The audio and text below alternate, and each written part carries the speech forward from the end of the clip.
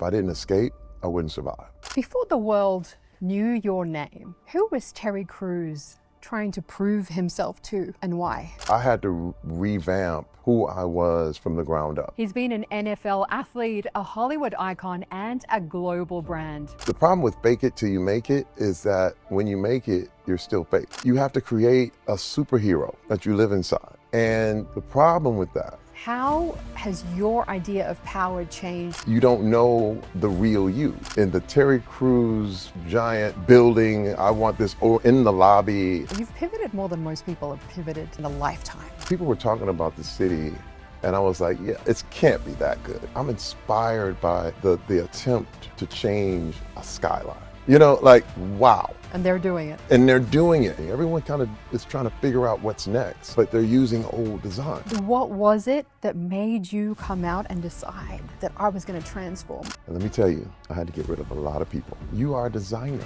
of your own life, whether you like it or not. Are you looking at scripts? I want to manifest that for real. What did love mean to you then, 36 years ago, and what does it mean for you now? Wow, wow.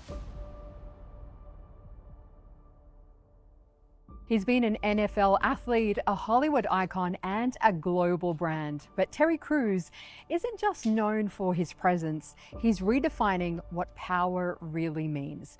In this episode of Power Play, we dive into how he turned vulnerability into strength, broke the silence around masculinity, and built a legacy rooted in truth, not performance. This is Terry Crews, Unfiltered, Fearless, and Rewriting the Rules. Terry, it is such a pleasure to have you. Welcome to Power Play. All right, thank you so much. Thank you. I'm honored to be here. Terry, we're here in Dubai, Coca-Cola Arena. You are about to go on stage. The people who know who you are love you for so many reasons. But, you know, it's interesting. You've been an athlete. You're a Hollywood superstar. You're an activist. But before the world knew your name, who was Terry Crews trying to prove himself to, and why? Wow, wow. That's a kind of a layered question, because there have been several different versions of me. You know, growing up in Flint, Michigan, I was born in 1968, and Flint in America was it was an amazing city. General Motors was the #1 corporation in the world. It was Google, basically. And, you know, you have to say it was tremendous success, tremendous opulence. People moved there from miles around. My father moved from Edison, Georgia, all the way up to Flint, Michigan in order to get a job in the factory, which was a dream job at the time, because you're talking about, labor at the time was a very lucrative job. And my father, got one of those jobs. He was a foreman at Buick. And it was really good for about the first 10 years of my life. Then everything started to change. There was a gas crisis, and then the automotive industry in Flint, Michigan went under tremendous upheaval. Yeah. And factories were closing. And it was a really, I like to call it, the phrase I like to say, it was like a zombie apocalypse, to be honest, because everything ended. Yeah. And then, when the jobs stopped, the drug epidemic, like crack and drugs, started to take over the city, and it turned into a really, really different kind of town. And my thing was, I also came up in a household that was very, very toxic, meaning, my father was very abusive to my mother. And so, there was an attempt to actually leave Flint and leave, my family. I had a desire to protect my mother at the same time, but I also knew if I didn't escape, I wouldn't survive. So you're talking about that version of Terry was in panic mode, okay?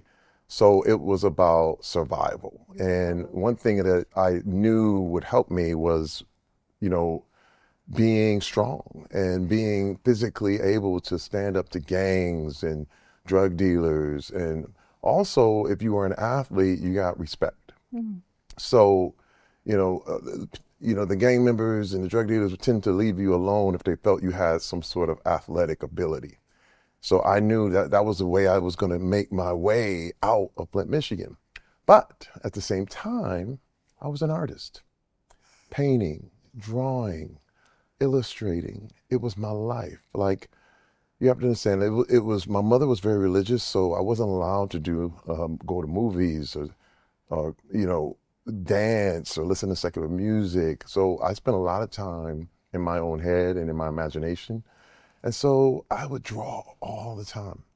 And I got very, very good. So there was another version of Terry Crews, which was the artist.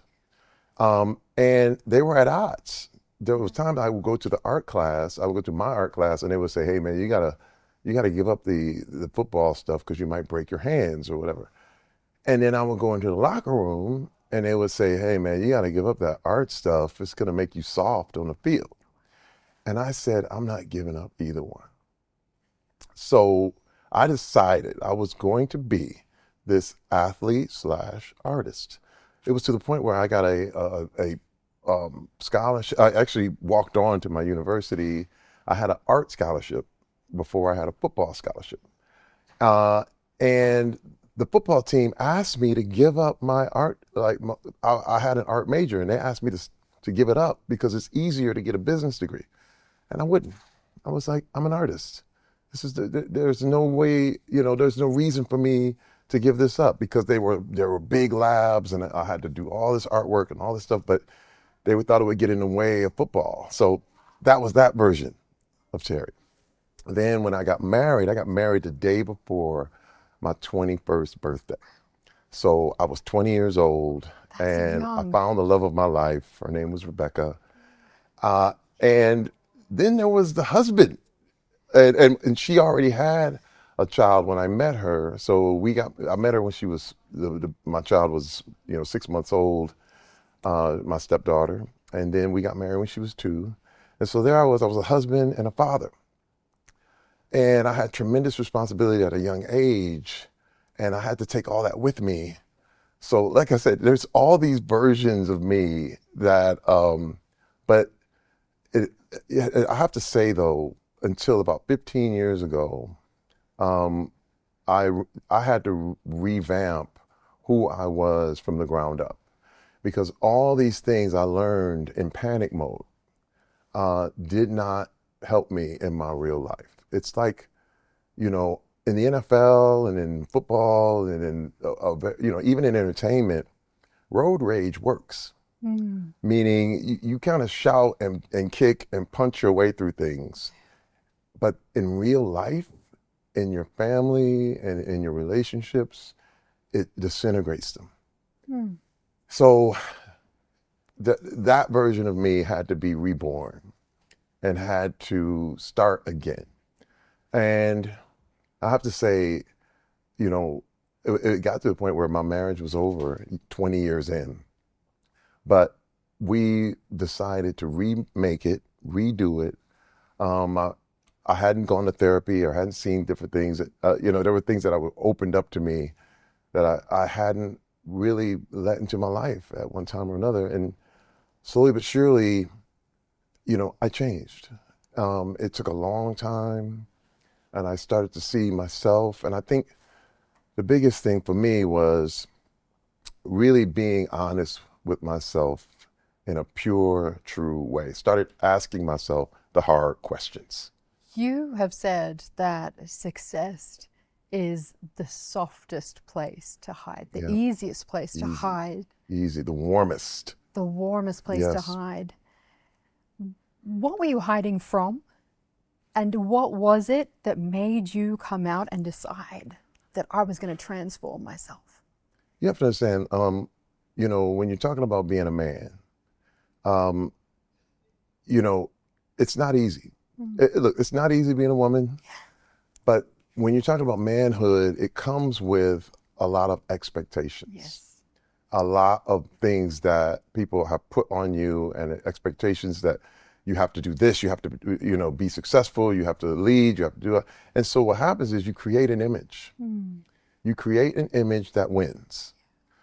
even though you deep inside, you feel afraid, you're scared, you are, totally, you doubt yourself, but you have to create a superhero that you live inside.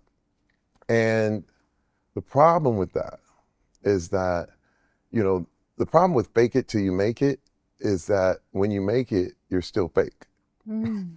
You don't know the real you. You fall in love with your own image. However, that's not really you. It's kind of like a structure that's been put up, and all of a sudden it starts to, when things start to wither away, like the real you starts to come out, you do anything you can to hold that up. And when I say success is the warmest place to hide, is that people won't tell you the truth. Mm. Because I was very successful, even at my time in NFL and then the time in entertainment. It was everybody telling you how great you are and how good you are, but I had to be honest with myself. And there was a question that comes up that kind of explains the whole thing. I remember asking, to myself, like, why doesn't my wife believe me? Mm. But then everything changed when I started to ask, why am I lying? Two different, it's almost two different sides of a coin. One was all the responsibility was on her. Yes. But the other one was, wait a minute, this is about me. This is about me not being honest with myself, with her, with people in my life. I was lying to a lot of people. And I decided that was it. And it was funny because Hollywood didn't care if you lost your family. They were like, hey man, you can have movies forever now. Yeah. Now you can do whatever you want to do. And I don't want to use the phrase toxic masculinity because it's been misused. But the thing is just, it's about being, getting out of the image and moving on into being a real, genuine, integrous man, with integrity. Yeah. And being whole. And I decided that was the way I was going to be, because I decided, like, I'm going to let my yay be yay and my nay be nay. I'm not going to nod yes and mean no in my heart. Mm-hmm. You know what I mean? Because that's the way I used to be. And I realized always be honest with others, be honest with yourself. If you don't want to do something, say you don't. If you want to, say you do. Follow your dream, follow your heart. And man, once I did that, it started to really take off. You said something really important about taking responsibility, because you can be in the same situation. I feel like, I wonder if you see this in other people where, they find themselves in the same situations over and over again, a negative situation, and they're like, well, why is it always like this and it doesn't change? Do you think they're not telling themselves the truth and Absolutely. Taking responsibility? Is that the hardest step? It's the hardest thing to do. It's simple, but it's not easy. See, people have that confused. I think when you see something that's simple, you feel like, okay, I'll just do that. But it's not. It's very, very hard to do, especially when you built images. You built these things, and the risk of losing those things is really great. Like, there was a time when, I knew coming forward about certain things that I had, was I going to actually risk my career. There's a cost. There was a big cost. But I said, man, you know what? My thing is, if I'm going to really live in this, and if I'm really going to do this, this is the risk I'm going to have to take. Mm. And I feel so amazed. And this is why I'm probably the most grateful man in Hollywood, because I did do that and got more. When I expected to lose it, actually my honesty brought me more opportunity, where the whole time I thought, I think this is it. I think this is over. And it was a watershed moment in my life, and it changed me from the inside out. Yeah. I think for us, watching you go through that, and you talk about the watershed moment, it's refreshing to see the honesty. because we don't see the honesty, especially with those in the public eye, like yourself. Everybody's hiding, everybody's pretending, especially with social media. Yeah, yeah. That's really, and I have to say this too. I mean, you know, when I say, for me, I'm in the public eye all the time. Okay. Um, I wouldn't tell people to be honest with the whole public. I would say, fine, be honest with the people you love. Be honest with the people that are close to you. Yeah. But for me, I wanted to hold myself accountable in a new way. And by going public held me to my word, because when you say something publicly, people can call you on it. You know what I mean? They say, hey, wait, but I saw, wait, you, and I realized if I did that, it would keep me honest.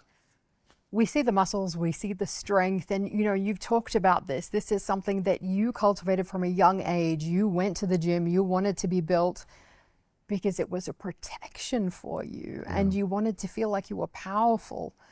And like you say, you realize that there's more to power than being physically strong. That's right. How has your idea of power changed? What have you had to unlearn, and what does it mean to you now?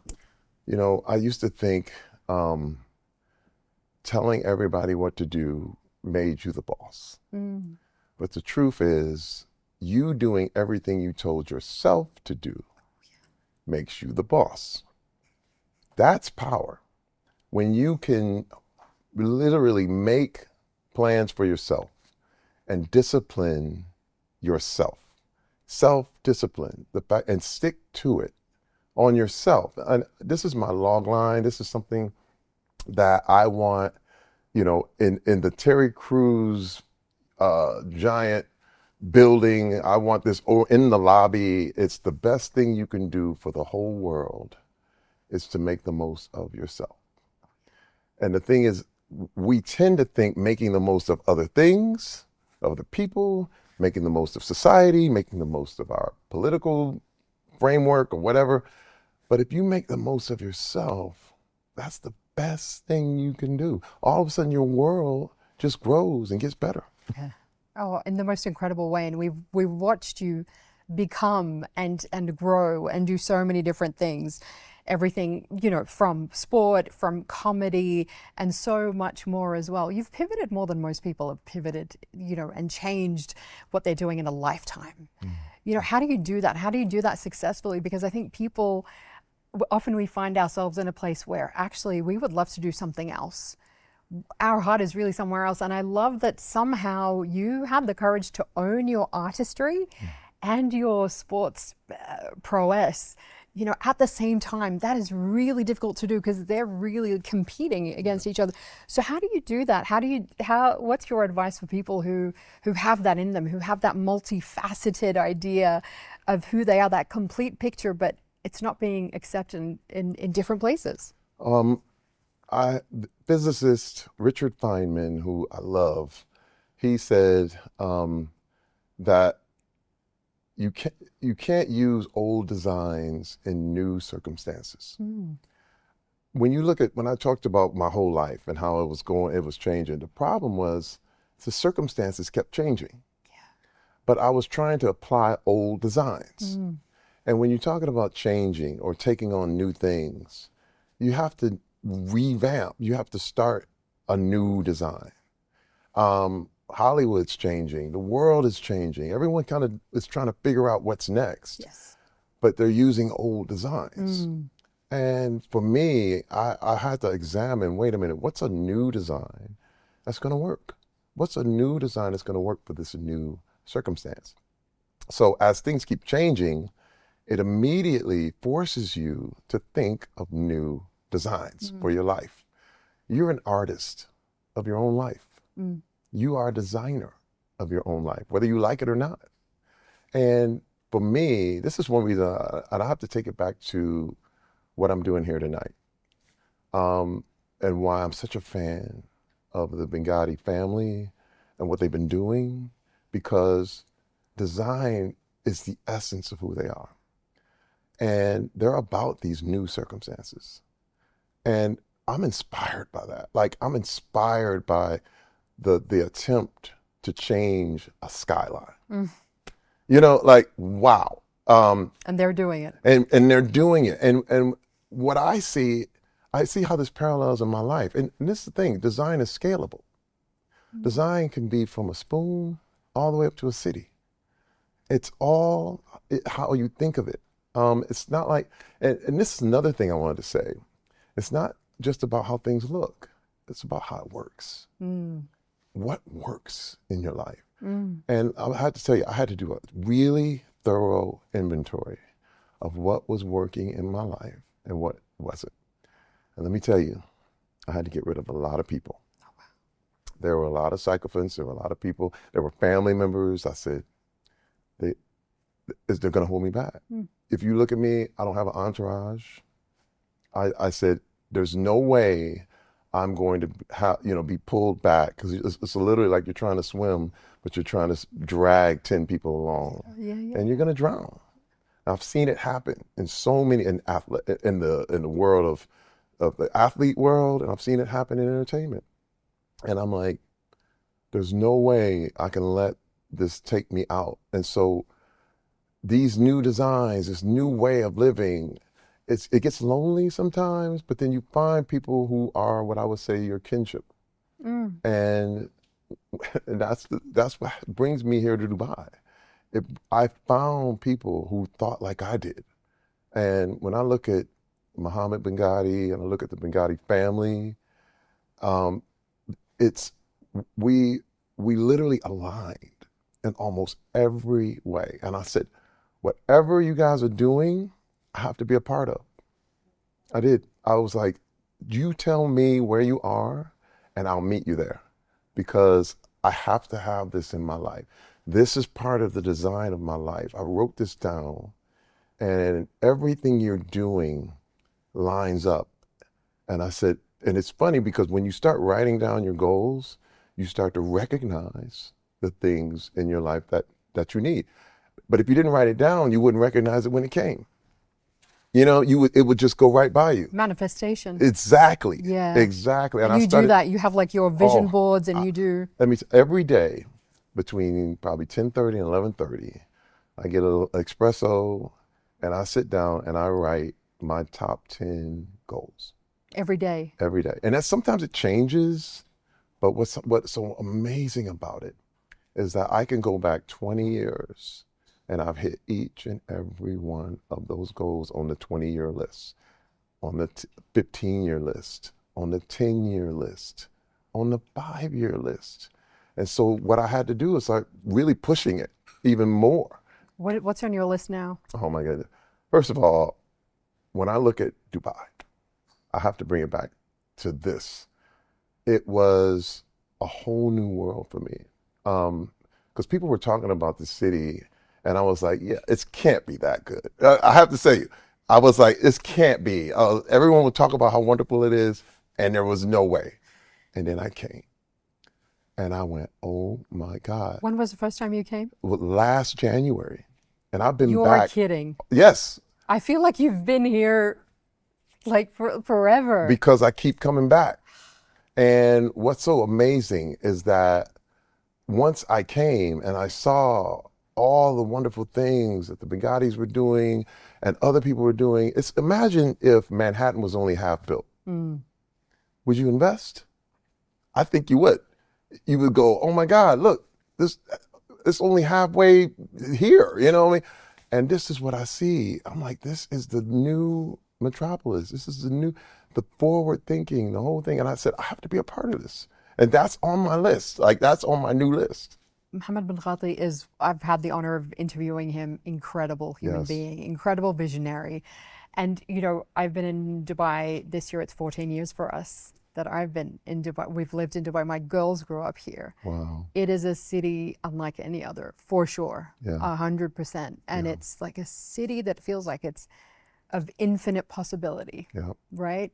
And so I feel your energy, but you know, what was it?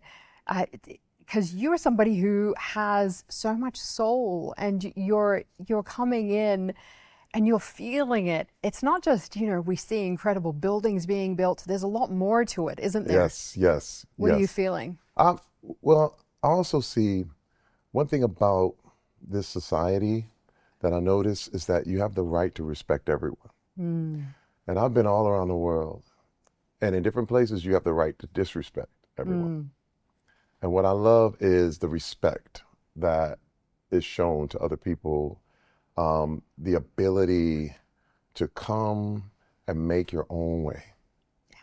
Um, it's just like United States. Years ago, it was the place where you wanted to start a new life and really begin again. That's what I feel about Dubai. That's yeah. how I feel about this area. And it's precious, it's special. It's funny.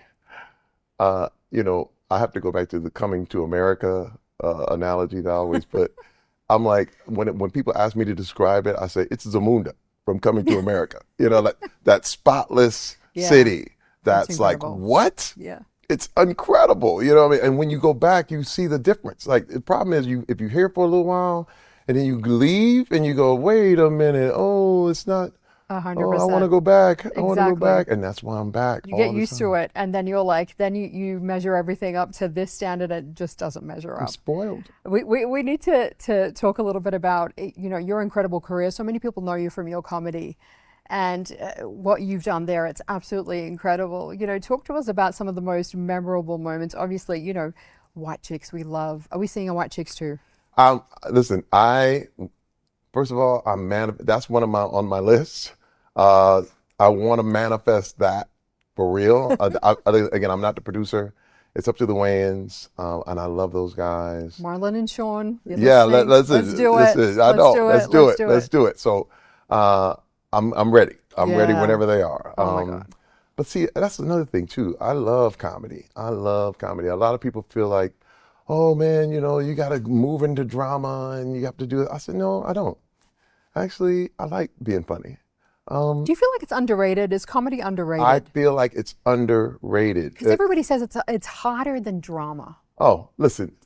One thing, when I look at movies that I enjoy, I always feel like the funniest performances, people they deserve the Oscar. I think Robin Williams. I think Eddie Murphy. I think Yeah. all these greats, these people who have done these things that when Eddie Murphy can convincingly play 10 different people, Insane. I think that's Insane. an ability that you wouldn't believe. Actually And insane. let me tell you, I always feel like it's underrated. And I feel like the best actors have always been comedic actors, always. Yeah. From Jamie Foxx to, like I said, Robin Williams. It, it's so interesting because, we want to see you in more movies. The amazing Brooklyn Nine-Nine. That was unbelievable as well. Thank you. But, there's such an incredible ensemble cast. Like that is something you can't predict that. Yes. How did that happen? That incredible chemistry between you and the characters and what you produced there. I like to say, Dan Gore and Mike Shore put that show together and they determined all the personalities that they wanted. And if it wasn't for the way they arranged it, I think it would have fell apart. Mm, But they knew all the people they knew could work together. And I always love ensembles because it's really, you're only as good as the people you work with because I'm used to a team. yeah. I'm used to being an athlete. And to me, as an artist, if you put blue on the canvas, it makes red look brighter. Yes. You Oh know, my God, juxtaposition. That's what we're yes, talking about. you see what I'm saying? And that's the thing. And it never intersects with each other. And then when you put the two together, it creates a whole new color. Exactly. So what was happening is every episode they would put Chelsea Peretti and Melissa Fumero together, and it's a whole nother color. And they put Stephanie Beatriz and me together, and it's another color. Amazing. And so you could always watch, and you see a new show. And I thought, what a genius way. And then Andre Brower was the basis. He was the man who put this thing together. He could have easily looked down on all of us because he was the best actor of his generation. But what he did, he decided to lift us all up. He said, come on, guys, I'm gonna take you with me. And again, I'm sad that he's gone. Yeah. but I'm thankful to have the opportunity to work with such a great talent. And, but again, new designs, you know, we need new designs for new circumstances. I think the sitcoms thing, it's changing. Everything is changing. What are you looking at now? Are you looking at scripts? Do you want to get into something? Do you want to get into directing? Are we going to see you behind the camera? You may, there are some scripts that I'm producing and plan on acting in. Tell us And more. Tell us more. yeah, I'm Go working on, on, go I have on. to be, I can't give it all out yet. But no, my acting career has just begun. I really feel like the best thing I have, the best thing that I have yet to do, I haven't done yet. That's for real. And we are so excited for it. But I want to come, you did mention your wife, Rebecca. Yes. And, you know, you've talked about her often as the reason why you're still here. Yeah. You got married young. It's incredible. 36 years ago. That's right. It's insane. I had to check the number because I was like, 36 years. It's amazing. What did love mean to you then, 36 years ago? And what does it mean for you now, 36 years and 5 kids later? Wow. Can I tell you, the big thing is when I look at, you know, love itself for me, at first you're like, oh man, they're so pretty and I just love them. And Yeah. But now it's deeper than that. You know, it's almost like building an estate. You know, in the beginning, you start out with a tent together, and then you build and you build. And when I look back at in the 36 years, we have a full estate, 5 beautiful kids, the whole thing. And I can do nothing but appreciate this relationship. And it gets better, stronger. We're a power couple all the way, all the way. And I say when people see Terry Crews, they see Rebecca as well. It's always Rebecca and Terry, like that. I love that so much. For you, 5 kids, what is being a father? How has that changed you? Well, being a dad has really made me realize what's important. I see myself in all my kids. I'm very thankful that they didn't have the background that I did. You know, we've gone through our things together, but also, you know, when I look at all my kids are grown now, from 19 all the way to 38 years old. So now I look at like now, instead of being a parent, I'm like a confidant, I'm a financier, I'm an advisor. It's all shifted and changed.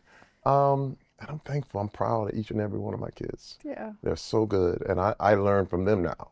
So they can come back and tell me.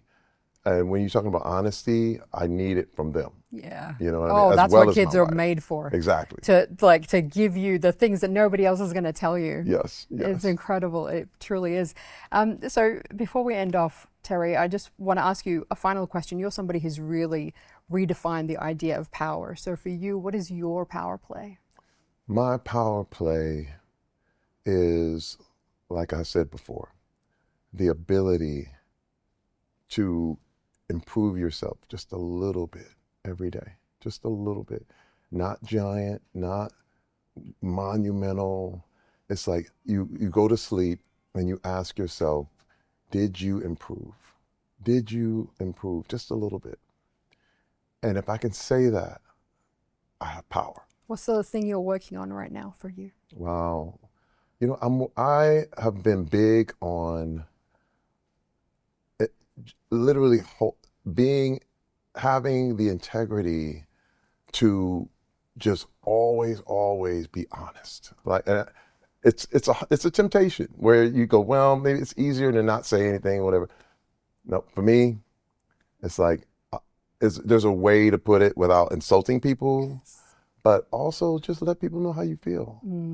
Always do that. Like even right now in this interview, just talk about my own failings and talk just as well as I would talk about my own successes.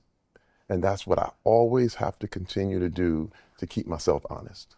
Terry, you're always bringing us joy. You're always inspiring us. Thank you so much for joining us. You're incredible. Thank you. Thank you. You're awesome. Thank you so much. Thank you.